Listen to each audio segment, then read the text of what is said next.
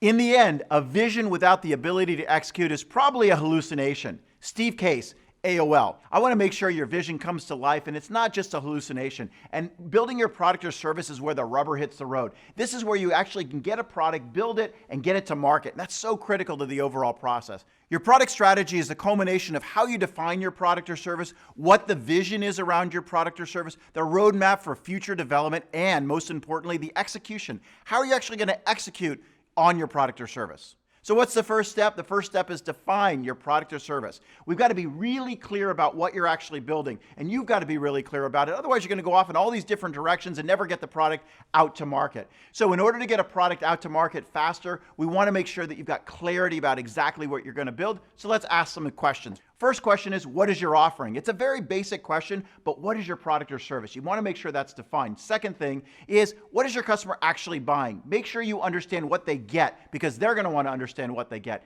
How are they going to benefit from whatever you're delivering? Very important. How are you going to make it available to them, and when are you going to make it available to them? And also the ultimate goal of what is the ultimate goal of your product or service? Very critical.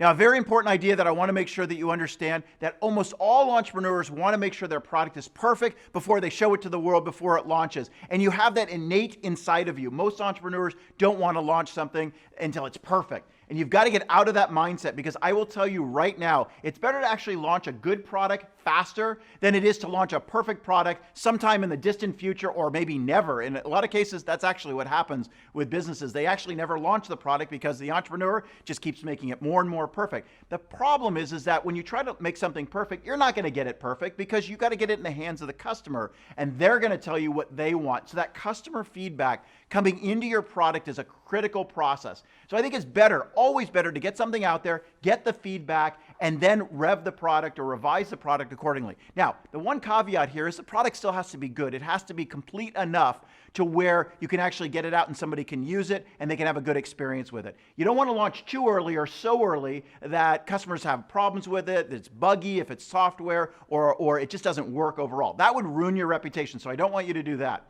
The sooner you get the product out there, the better it is. Now, I'm also a big believer, by the way, a byproduct of this is you're going to create cash flow. So the earlier you get it out there, the more you're actually going to be able to fund your company with the product or service that you're delivering. I think that's really important. So here's the great thing. This entire process is called the minimum viable product. It's a very important concept that I want to make sure you understand. Or MVP. You might have actually heard that term before. It's very popular. And it actually started off in the software industry, but it actually applies to everybody and everything. And I've been using it for many, many years. Every business I start, and I always have to say to myself, what is my minimum viable product? Because our inclination is to build everything and then launch. We don't want to do that. Your MVP, or your minimum viable product, actually says, what do you need in order for customers to receive value from what you're delivering?